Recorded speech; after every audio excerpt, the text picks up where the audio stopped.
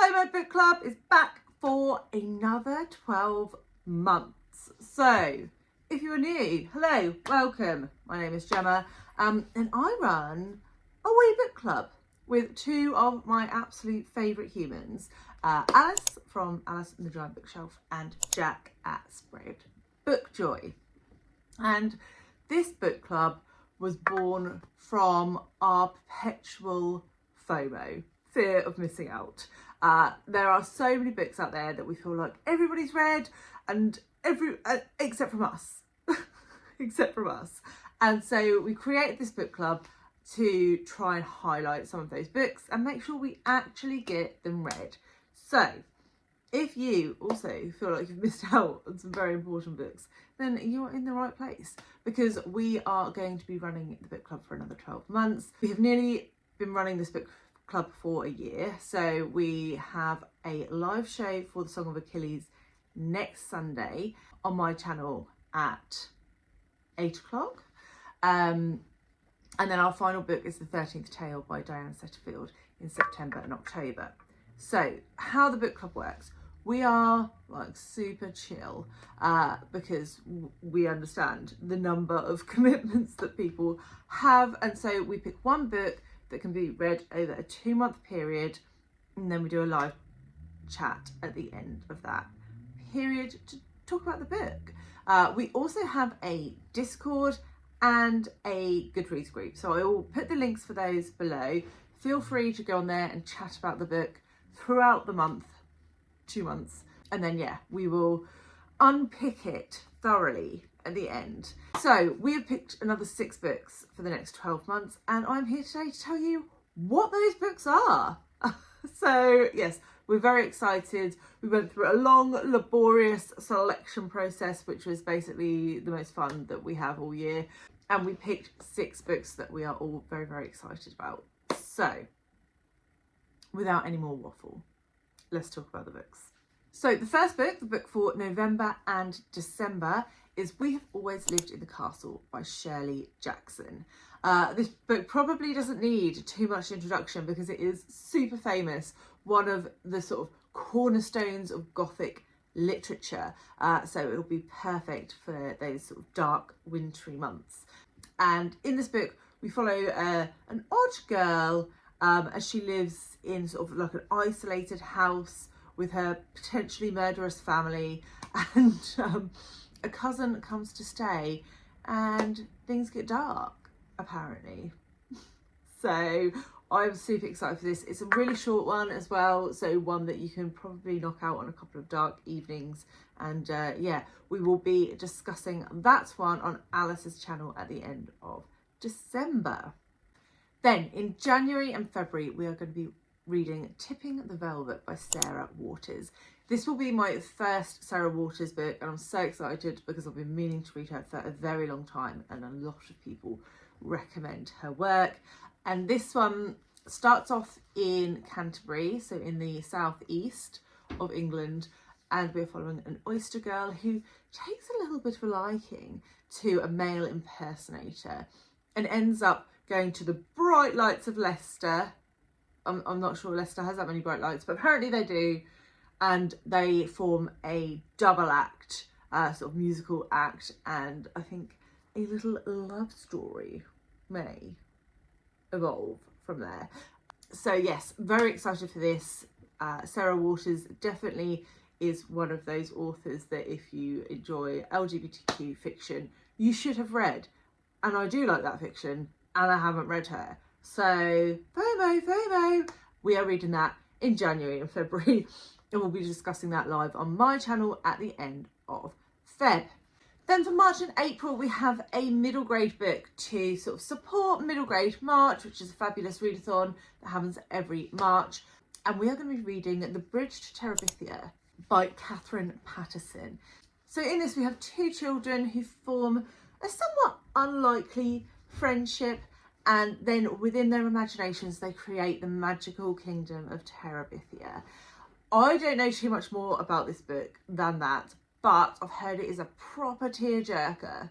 So if you've been with our book club for a while, we read Goodnight, Mr. Tom as our middle grade book last year, and In fact, yes, that did break all of us. So hoping that this will have a similar effect. And we will be discussing that live on Jack's channel at the end of April. Then we have a super famous book. Mate, you can't sit there.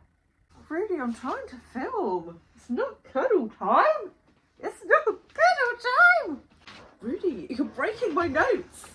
You cannot sit there.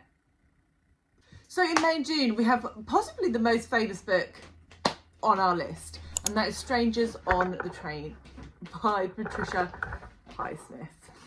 This is Rudy kicking my camera around. Should we try that again?